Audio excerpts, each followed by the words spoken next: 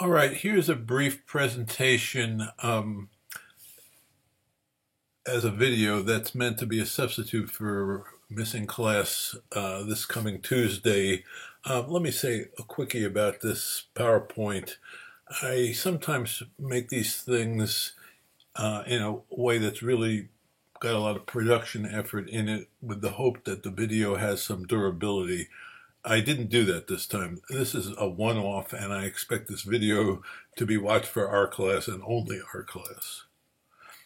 So let's talk about adverse selection in a variety of contexts. The first one to think about is employee turnover in adverse selection. So I'm just going to read this first paragraph. All organizations experience turnover. Some of that is for non-work related reasons. A significant other gets a good job in another city is one possible reason. Another that a friend of mine just recently experienced is she quit a job that she really liked to move closer to her parent since her other parent had just passed away. And sometimes employees find they have better opportunities elsewhere. That is job-related reasons. So sometimes people do quit because they get better work.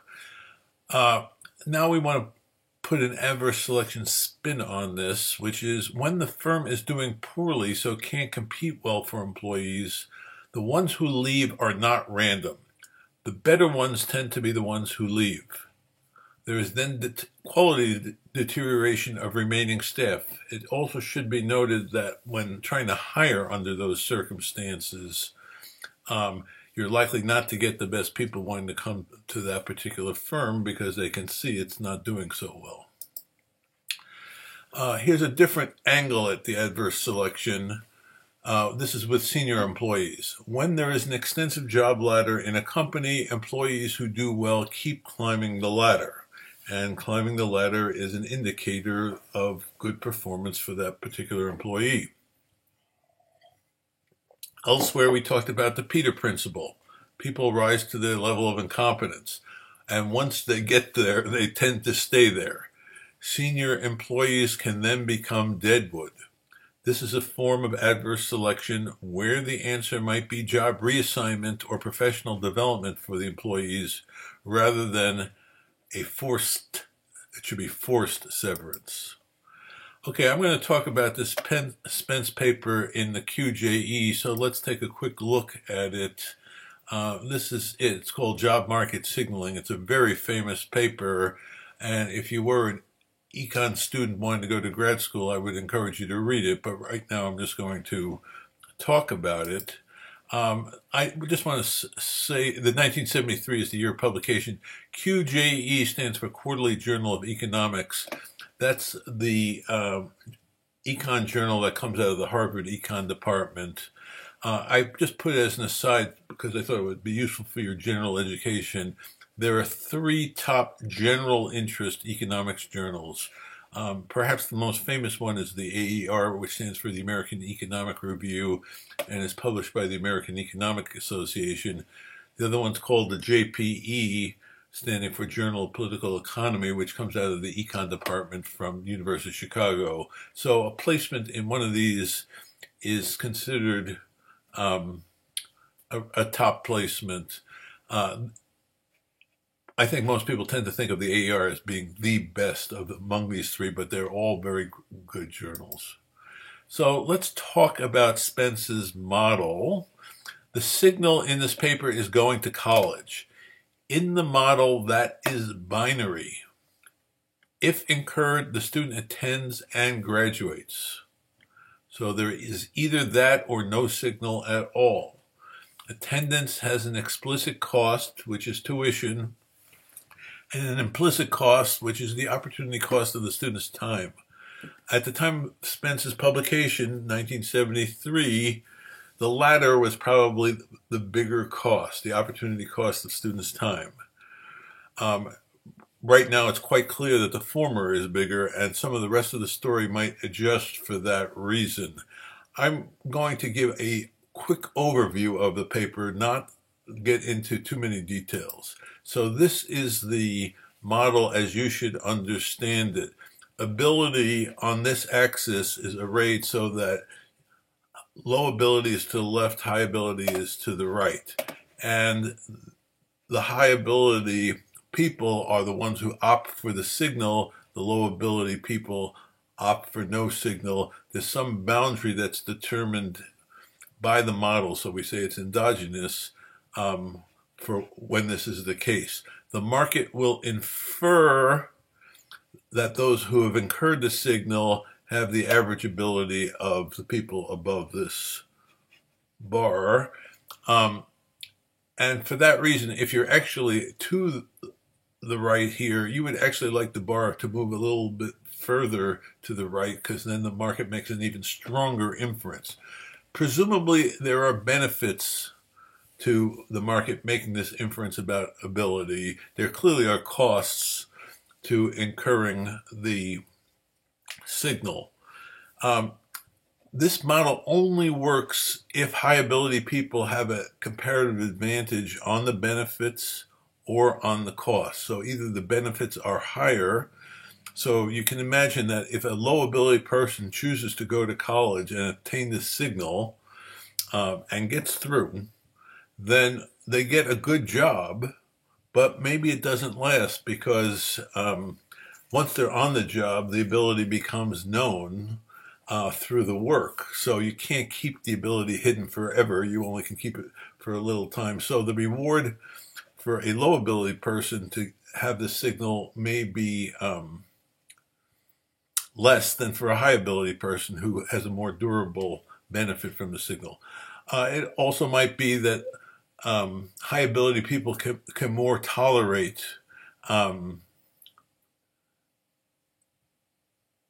going to college, incurring the signal, so the cost is less to them. Today we had a stultifying lecture on adverse selection. It looked like the whole class actually couldn't tolerate it, but one can imagine that high ability students can get through stuff like that and low ability students cannot.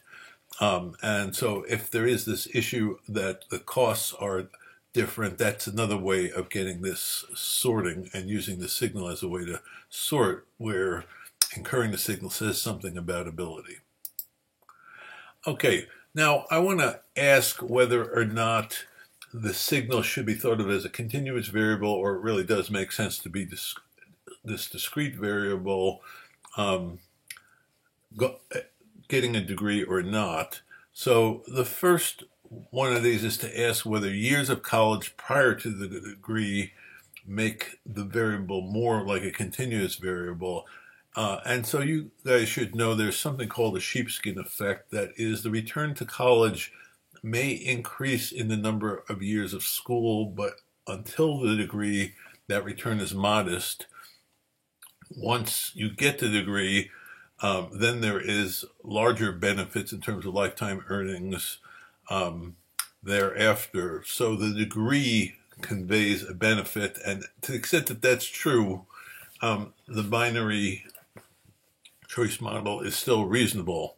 And then you might say, what about GPA? Does that make things continuous? And certainly the members of the class seem to think so. So higher GPA conveys some additional opportunities in terms of entry-level jobs. And so I don't want to completely disagree with that, but I want to point out that if students really demand GPA, and if that creates a dynamic on the campuses that produces grade inflation, then the grades become less informative. And as a result, they may not convey that much information. And in the very extreme case where every student who graduates has a 4.0, has gotten an A, then grades don't convey any more information than graduation conveys. So yes, perhaps the signal is continuous, but the degree is probably still much more important. So I want to now ask about signaling via performance. Up till this point, we've been talking about signaling by incurring some costly activity that itself isn't productive. Performance, making a presentation, making a video, writing something that might impress people, or doing other actions that people can see how talented the person is who is delivering the performance, you might think that's a better signal. So I want to start out with this line. A big issue with signaling is whether the uninformed party can properly interpret the signal. If not, it is a wasted effort. And so in particular on entry-level jobs, signaling with education may be better than signaling with performance, because if you do this performance and the people who you intend to get the message don't get it, then that's a wasted activity. So that's what this says in the second paragraph. Now let me talk about signaling and internal labor markets further down the line. So performance becomes more important as a signal because the market is local. People have inside information and they can better understand what the signal means. So I would like to tell a little story about how I hired Norma into the College of Business. This is Norma's website right now. I guess I left my email on. That was a mistake, so let's close that. So here's Norma's website. She's the Senior Director of e-learning now. She's the top e-learning person in the College of Business. And let me go back here. So I knew of Norma quite a while before I hired her, and Norma and I were on a search committee together for a position that was then in continuing education for e-learning. And this was around the time that the Da Vinci Code movie was not yet out, but being hyped like crazy. So they hyped it by offering quizzes on their website, and every day they had a different quiz to make you simulate the main character of the movie. And so Norma and I would go to these meetings for the recruiting and actually do Da Vinci Code quizzes. So we got friendly that way. A little bit later, I was having a coffee with her former boss. Norma actually used to work in continuing education, and she's a graduate. She has a PhD from the College of Education here. So I was talking to her former boss, who had retired but was a friend of mine, and he mentioned that Norma was struggling because the College of Business was having some tough time financially, and she was working a lot but not being supported there. And I said, well, I had just moved to the College of Business, and in my deal I had 2 lines that I was going to hire, so it sounded like perhaps that would be a good fit. So we do a search, and it turns out that many of the people from the previous search, where Norma and I were on the search committee, were candidates for this new one. Norma was hands down the best candidate, and the thing is that I already knew her. So my preference for her was confirmed by the search, but my preference about her abilities was demonstrated by interactions that predated the search. And I also actually had a one-on-one conversation with her prior to the formal search to find out whether she was interested. So when you have an internal labor market, and I will say campus forces you to announce these searches. So we had to do, I think, a regional search. So we, put an ad out in the proper publications, and we have to take every application that comes from campus or off campus, because that's the process. But it's far from an ignorant process. I knew several of the candidates, and I knew Norma, and Norma was clearly the best. And I don't think she would be rated the best just on ability. For me, her most outstanding feature was the tone of her interactions. Her job was to interact with faculty and get them to do e-learning. And you have to put the faculty at ease, and I thought Norma would be great at doing that. It didn't mean she was technically better than some of the other candidates or knew other things with e-learning better. I also want to say some of the other candidates were really quite excellent. So everyone is able, but not everyone is a good fit, or not everyone is a great fit. In Norma's case, she and I still get along. I still interact with her occasionally, so that was a tremendously good hire. Okay, a little bit of a different example that may be familiar to some students about measuring performance. The baseball season just ended yesterday. Three teams that made the playoffs nonetheless fired their managers, which is curious. So what counts for good performance, especially if you want to think about good managerial performance? Is the team winning doing that? As the class knows, I'm a big Yankees fan, and there have been speculations in, for example, the New York Times sports section about Joe Girardi, who was fired as the Yankees manager, but got them further than anybody thought they would get. So why is that? And the speculation goes along something like this. Girardi is a great manager of veterans. He may not be the best manager at developing young talent. The team has young talent, so they need a different manager. That may or may not be true, but it suggests that going very far in the playoffs then is not the performance indicator, which most other people might say should be what the performance indicator is. So the second question is, do you just have greedy owners who think who think their team should win the World Series? There are many owners. There's only one team that's going to win the World Series.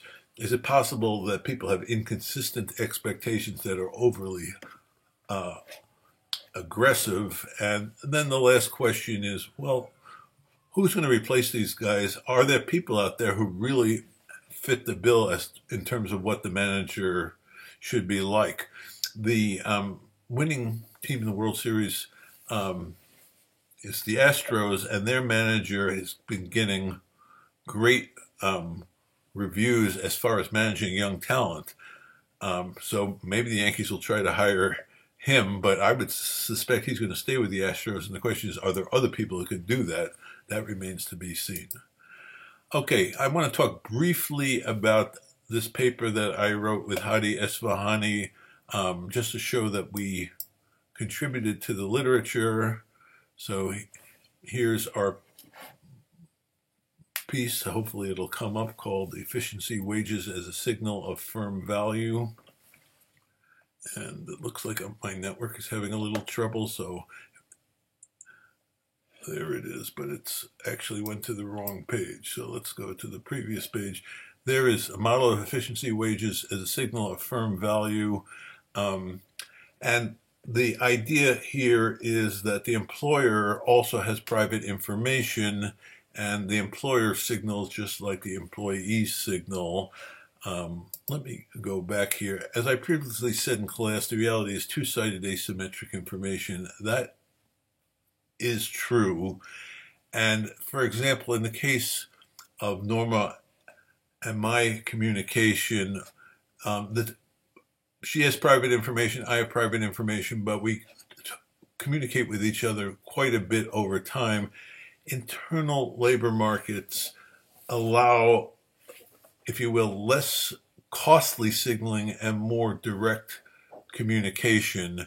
And performance in that setting, in the internal labor markets, makes a lot of sense because it's better understood and there's not the need to waste and have an expensive signal.